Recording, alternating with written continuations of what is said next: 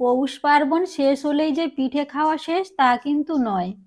যতদিন শীত থাকবে ততদিনই আমাদের পিঠে খাওয়া চলবে প্রায় সময়। নমস্কার বন্ধুরা, এনএম কিচেনে আপনাদের সবাইকে স্বাগত। আজকে আমি বানাবো নরম তুলতুলে দুধ পুলি।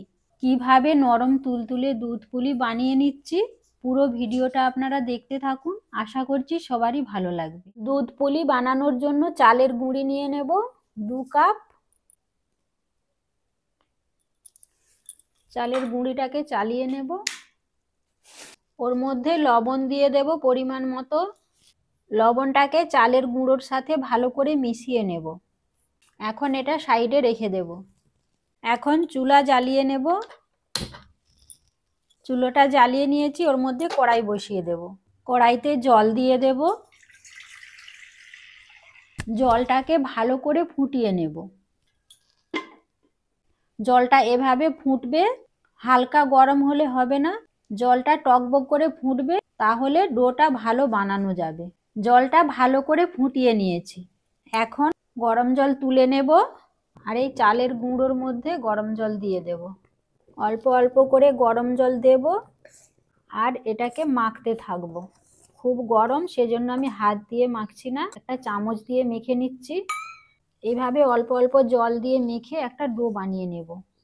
এখন ঠান্ডা হয়ে গেছে, আমি হাত দিয়ে ভালো করে মেখে নেব।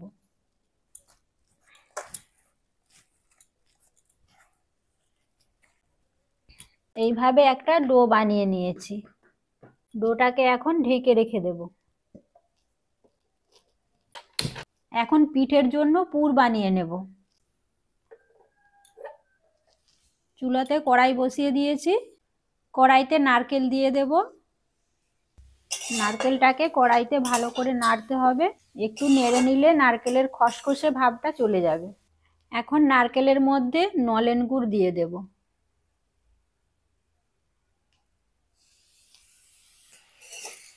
গুড়টাকে নারকেলের মধ্যে ভালো করে মিশিয়ে নেব। পুরটা আমার বানানো হয়ে গেছে, এখন নামিয়ে নেব। পুরটাকে একটা পাত্রে ঢেলে নেব। পুরটাকে এখন ঠান্ডা হতে রেখে দেব। চুলোতে আবারও কড়াই বসিয়ে দেব। এখানে আমি 1 লিটার লিকুইড দুধ নিয়েছি, কড়াইতে দিয়ে দেব।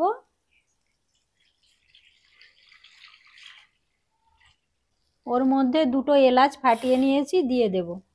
এদিকে দুধটা গরম হতে থাক, ততক্ষণে আমি পুলিগুলো বানিয়ে নিই। ডোটা যে ঢেকে রেখেছিলাম, এখন ঢাকনা খুলে নেব। ঢাকনা খুলে আবারও একটু দলে নেব। এরপর ডো থেকে অল্প করে একটু নেব, এইভাবে হাত দিয়ে গোল করে নেব।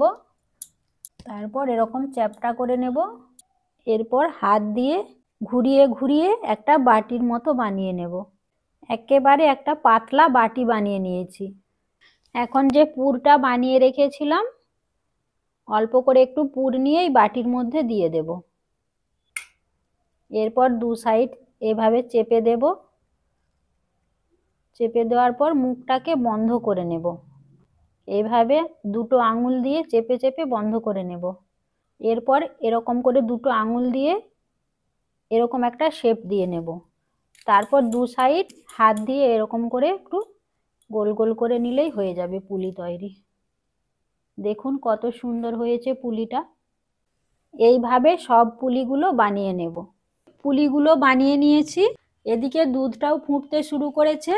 দুধটা যখন টকবগিয়ে ফুটবে, তখন পুলিগুলো দুধের মধ্যে দিয়ে দেব।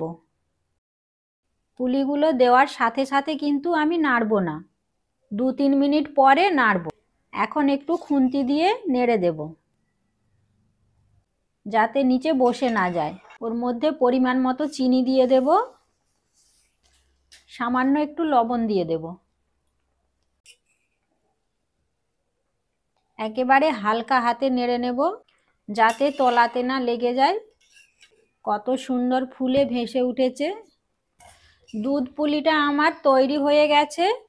এর থেকে বেশি ঘন করব না, কারণ এটা ঠান্ডা হলে আরও ঘন হয়ে যাবে। এই অবস্থাতেই নামিয়ে নেব। এইভাবে একবার বাড়িতে দুধ পুলি বানিয়ে দেখবেন, খেতে খুব সুন্দর হয়।